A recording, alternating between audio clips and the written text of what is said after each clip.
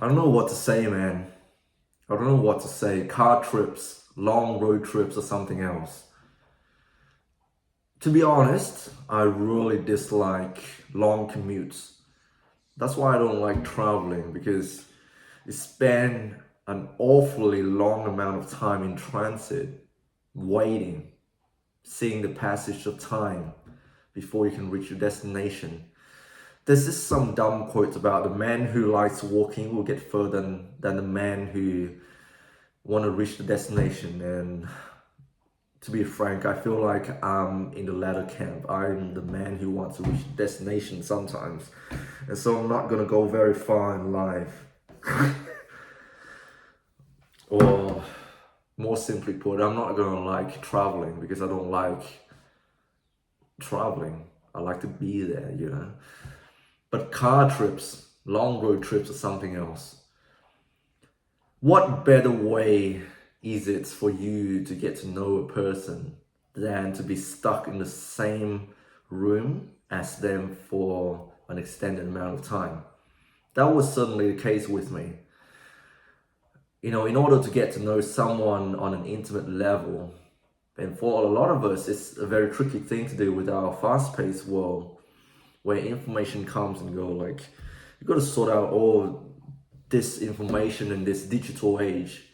It can be hard for us to really slow down and really ask the right questions, because you get all this stream of information just flooding your brains and you don't know what to make of it. What is important? What is relevant?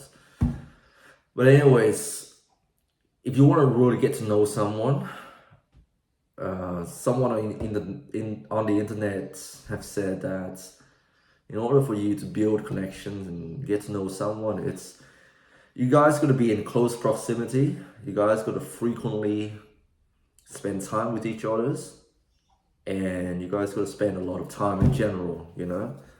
You frequently run into them, you live close to them, or you spend a lot of time with them. That's how you get to know someone. But the other thing as well, if you two are involved in the same activity, like camping or road tripping, one of you is gonna crack first. One of you, when being stuck in the same room or in the same vehicle as the other person, you will crack first. You will start asking questions. You will start talking. We're social creatures after all. We're humans.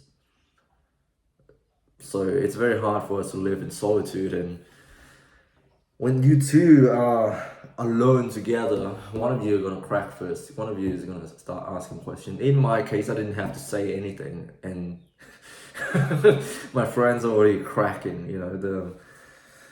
They're my colleagues, by the way. We decided to go on a road trip together, just spontaneous road trip out of the blue, just randomly, because they wanted to take photos. And I'm not really a photogenic guy, as you can probably tell. I don't take a lot of photos. I do make a lot of stupid videos, and none of these videos are flattering, by the way. None of them show me flexing or anything, and I don't show my friends in the best light as well. Like, you can probably tell, they look pretty normal.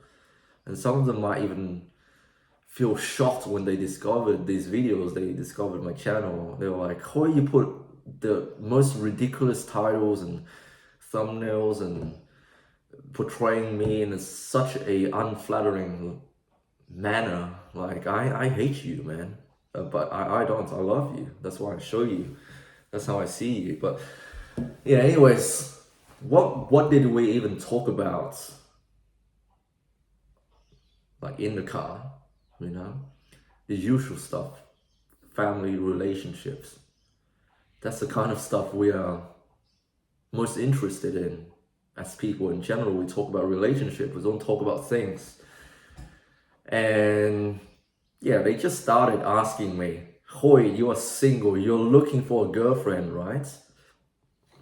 you know I don't know about my white friends or my friends from other countries and other cultures, but this is how we bond. Vietnamese people, they are very invasive.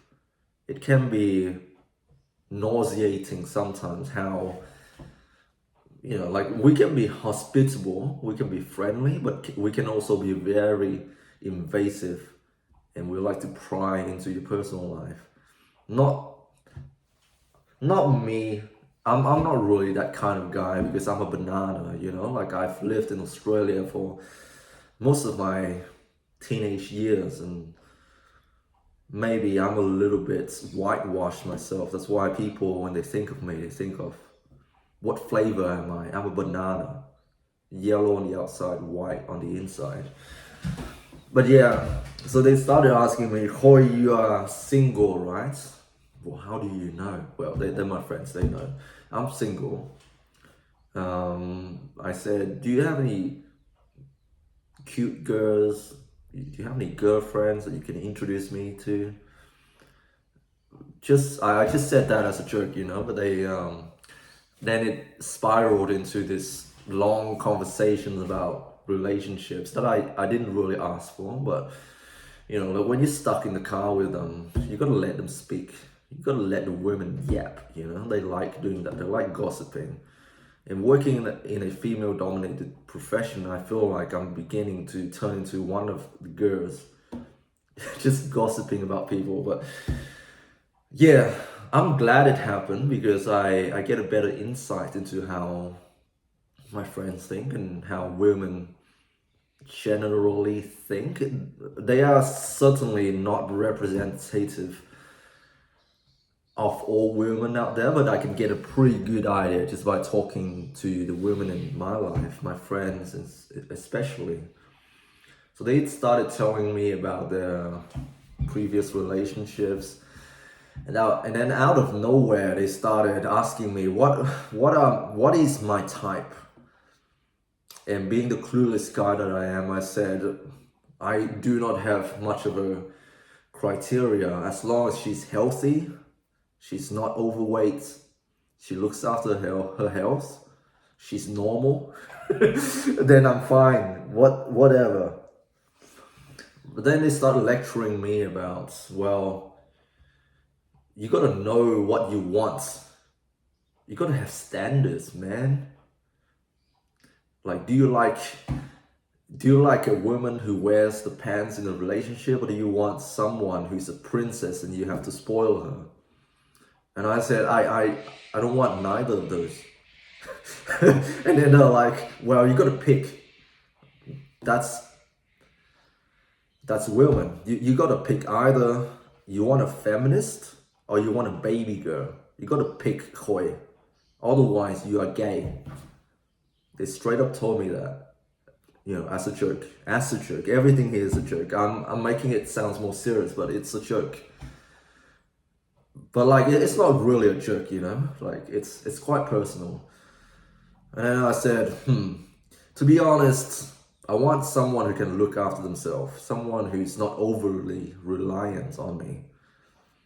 And then they started saying, well, Hoi are a minority then, because most guys, they want girls who are princesses. And I started doubting myself. Hey, do I really want a feminist? I don't really want a feminist, but I don't want a baby girl who I'd have to spoon feed. And then they started saying, Hoi, I know your type. You are definitely the type who go for feminists because they are independent boss women.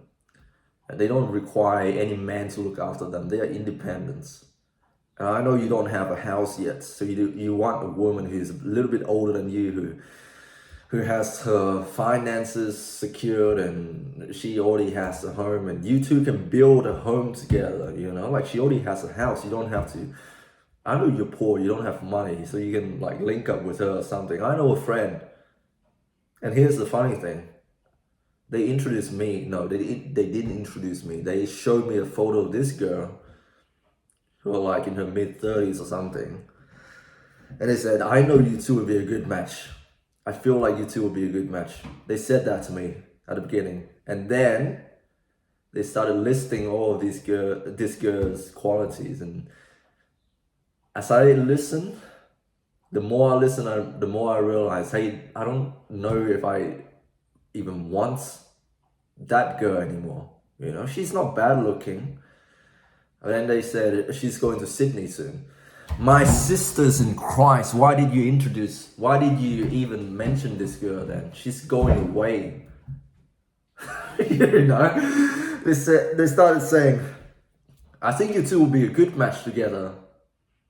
And then suddenly, they're like, oh, but I don't think you two will be good together because she's very bossy, she's very independent, she's very strong. I don't think you'll be a good match together. Then why even bring her up, man? I don't know. And the other thing as well, they started talking about men and how they're like cheaters, you know. You know how girls are, when they gossip, when they talk with one of the girls, they talk about these things. They start talking about other men. And they started talking about their colleagues, you know. And it's funny because they were teasing me for it. They're like, "Oh, you work in a female-dominated profession. Surely you would have found a girlfriend by now." Well, I don't want those girls. You know, I don't want bitchy, gossipy girls. But then they said, "Oh, you gotta put up with it because that's how women are. We are gossiping all the time. You gotta let us gossip. You gotta let us talk about other people." I don't know, man. Am I missing the point here? Or is it just because I'm in a different environment? Maybe because I'm stuck in the car with them, that's why I gotta put up with this stuff. I don't know. I don't understand women. And then they said women are very simple. Hell nah, man. No one is simple. What is really jarring is when they started talking about their exes and their male co-workers, and they started saying, oh, I saw him on Tinder and he was telling me he was with a different chick every week, and now he has a wife, so that's why he's more well behaved now. You know, I don't know about you, but I feel really uncomfortable. I don't know why I feel uncomfortable. Do I feel insecure? Yes, maybe. Do I feel jealous? Perhaps. But I just feel weirded out because everyone is on Tinder. Even the good girls. Even the normal girls. My co-workers. They seem to be normal. They seem to be well behaved. So it's not all hoes and tricks on Tinder. There are normal people on there too, generally looking to find love and not just one night stands. And they said something that I really agree with, and that is, it's hard for both sexes to find a meaningful, loving relationship. Sure, it's easier for women to find one night stands on Tinder, but not all women want one night stands. And you know, men are simple. We just want to, you know, like get it done with and move on. But women, they want to invest a lot of time into this stuff, and I do agree. But men also want love. Not all men want just hookups. Like we want to hook up with the people who matter, you know, like people who are want to stick around for a long time. For a lot of us, we do want to have a family. But I don't know, man, like, they're talking about swiping people on Tinder like picking a flavor of candy, you know, like people are disposable, you know, like they talk about people as being disposable, like how they can just turn off, not give a guy a chance because of some really petty reasons. And I did do some reflection on my part as well. Like I have rejected, or I have not have given certain girls a chance because of some really petty reasons as well. It really makes me feel uncomfortable the whole ride. And although we had a good time, I really had a dark moments, you know, like processing all of this. I don't know why, man. Just talking about relationships, it's just a very tricky thing. It's very hard to find your fit and to have a meaningful relationship that leads to marriage. I did tell my colleagues that I want to have children one day. I want to get married, and I don't want to date around. Like my colleagues, they date around. They told me you should be dating around to find someone who's a better match for you. So you got to get to know different people to know what you like. And I sort of agree, and I sort of don't agree. Getting to know people is one thing. Getting into a relationship with them is another thing. You know, you can be dating around with the intention of, you know, getting married, or you can be dating around and still feeling lost. And I think, all respect to my colleagues, they are older than me and wiser than me in terms of experience, but I don't know, like, they got more relationships than me, and they've broken up with more people than me. They probably know more. I don't know. Does that give someone the credentials to say that they have more knowledge, they are more knowledgeable in dating? I do feel like they don't respect me in a way. That's just my feeling. When they flaunt their past experiences and say, oh, men like this, so, and women like this, so you got to act this way, you got to play the game, you got to say this, say that, you got to show her that you are the man in the house and you got everything under control, and you know, like, you got to get your finances sorted, you got to get a house, stuff like that, and all the women will flock to you.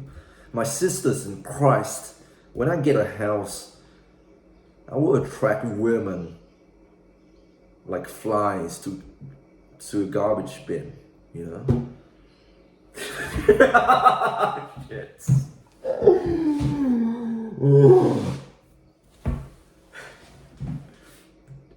Should I start messaging all the girls in my friends group?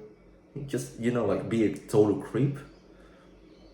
And all these girls started talking about the doctors and their co-workers and the pharmacists, how they had massive crushes on them, even though now they are already partnered, they already have a partner.